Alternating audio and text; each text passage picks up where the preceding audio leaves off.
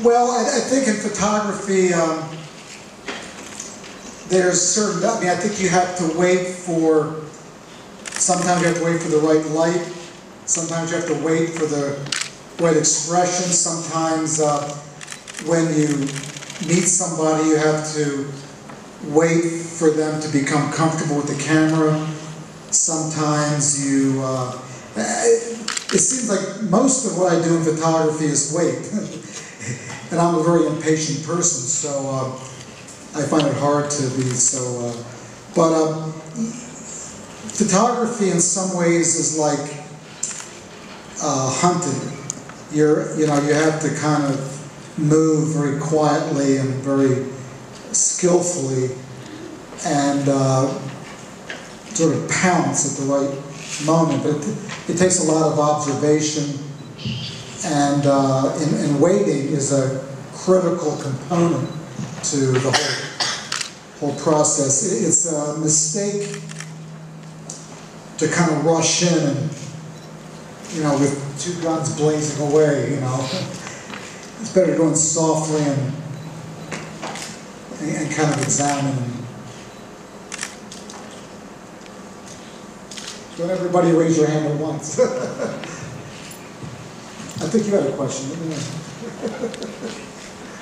No, that's a joke. That was a joke. Everybody said shot. Yes. Hey, do you prefer film, digital today, or do you? I'm fully digital. However, I've been given the last roll of Kodachrome film. Which Kodachrome was the best film and the most famous film ever. And they've stopped manufacturing that film. They've given me the final roll. What are you going to do with it? I'm going to come back to Malaysia and shoot a little story here. A historic roll of film. No, seriously, I'm going to shoot some pictures in New York. I'm going to try and photograph, there was this Paul Simon had a song called Kodachrome, and I'm going to try and photograph him because it's such a famous song, and I'll find some other subjects to shoot.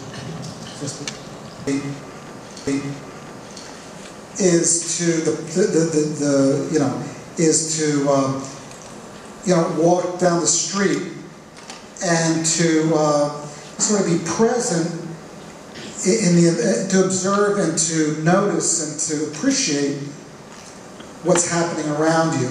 I mean, instead of thinking about, normally when I go to work, I'm thinking about something else. I'm looking at my cell phone, I'm not looking at people, I'm not looking at the sidewalk, my mind is somewhere else. And when you're out photographing, you're very much in the moment, and you're actually seeing things, and you're very sensitive to what's going on.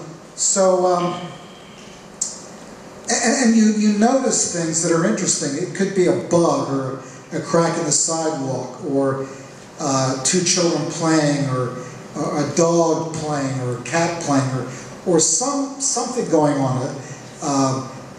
So as you observe these things, it's not really about beauty or whatever. It's just about interesting things which you find that give kind of joy to your life, or things which are fascinating, or somehow that are things that just add value to your day or something. It's that simple. It's not really a quest of beauty or of this or that. It's just observing. It could be anything. It could be somebody asleep on a park bench, but it might be a really interesting, way the person's all kind of tangled up or something. So just little funny, interesting things. Should photographers write about their photographs? Should photographers write about the photograph? I think that if the photographer's moved to write about his or her photograph, then that's great. I think that some photographers, like, you know, Henri Cartier-Bresson or Edward Weston, or some photographers are very gifted writers and very articulate. Mine are white. You know, and other photographers, I think, maybe have most of what they have to say is through with their camera. I probably fall in that category, unfortunately. You know, I don't think there should be any real rules. I think that I do these workshops, both in New York and international workshops, and the people who I respect the most and the people who I enjoy working with the most are the people that are the most sort of passionate about trying to make good pictures and to really examine and to observe and whatnot. Some people just aren't inclined to write, and I do write, but it's not like Edward Weston, you know, wrote these diaries. I don't have the patience to sit down there and write a diary or anything. I just don't have the gray matter between my ears. Two questions, if possible. The first one is about, in certain countries, or maybe some people don't like to have their pictures taken, and sometimes it's very frustrating because you think you have the right picture there, and then they just don't want you to take that picture. So what's your strategy with that? And then the other question is, what's normally the ratio in between pictures taken and masterpieces? Oh yeah. Well, it's minuscule. I think Henri Cartier-Bresson said that you know, in your whole career you'll make maybe like 100, 200 good pictures, and there's a very small percentage, I think, that any of us make that are going to be really memorable images. But as far as convincing, I mean, some people just simply don't want to be photographed, and all the convincing in the world won't change their mind. And I think you just have to reconcile that, you know, some pictures are going to get away from you, no matter how interesting or fascinating you feel this person is. It's just not going to happen, and you just have to accept it and move on. I mean, you can kind of try and convince and cajole and you know, kind of put them in a headlock.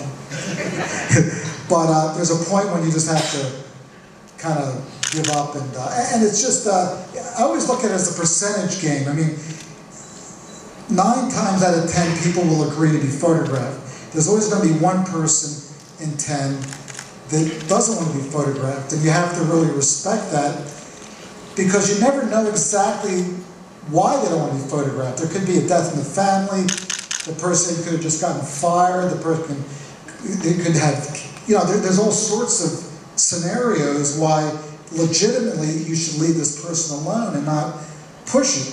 So I think that at some point you have to kind of give up and move on and walk down the street and just accept it. It's not going to happen. It's a percentage thing. I mean, 90% is a pretty good. Yeah. You live in New York, and you know, you go to all these hot places. How have your own photography changed you as a person? How have you been? I think I've gotten really weird over the years. No, I'm just joking. Well, I think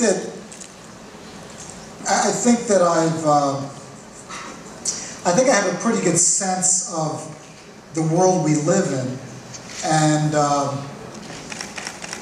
the fact that we have all these different cultures and religions, and I just, as I kind of float around the world, I'm always see more commonality and more that we're really all kind of the same in this world than I see distinction between, you know, he's you know, a Chinese, or he's an Indian, or he's Mexican, or he's from you know, Canadian or whatever. Because, you know, under that thin veneer of, you know, we're all kind of the same, you know what I mean? We all have the same sort of ultimate hopes and dreams as far as, you know, we all want to be loved and respected, we all want to have the best for our family, we all want to, you know, have good health care and education. So I think that, you know, as far as how it's changed me as a person, I think it's maybe just a little bit more tolerant towards other, and also more appreciative of the natural beauty in the world and these poor animals that we're killing every day. Okay, we've got 3 last questions lined up. This lady will be the first of the 3 last ones. Thanks. Mr. McCurry, when we look at your images, we get an immediate emotional reaction. But when you're in these difficult situations and you're meeting these wonderful people and seeing their struggle, how do you actually just take a picture? How do you get over that? Do you detach yourself emotionally, or does it factor into the process? Well, I think that when you're in the kind of the heat of battle, and when you're in some highly, you know, emotionally charged situation, you don't want to kind of, obviously, sometimes you don't want to become so paralyzed with, you know, some kind of emotional thing going on. I think you have to, I don't think you want to overthink the situation. You have to have some professional detachment, almost as though like a surgeon who may have gone into the profession to help people and to operate on people, and Lord knows we need good surgeons in the world, but imagine if the surgeon's actually lost somebody on the operating table. I mean, that surgeon has to be able to kind of arrive at a place in his own, you know, psyche that allows him to continue on the next day and to believe that he's, you know, that he's on the right path, and that, you know, that some things are, you know, inevitable. So I think that's, in a way, maybe with photography or these kind of terrible situations we find ourselves in, that to tell these stories and to get that information out to the world and to inform people through magazines or TV or radio or newspapers or whatever is a very important, you know, mission, and that some of us have kind of dedicated our lives to, or at least part of our lives, to telling these stories to inform people about what's going on. So again, I think that I kind of always kind of compare it to that surgeon, and how that surgeon kind of deals with death and dying and tragedy on a daily basis. Actually, much more than photography.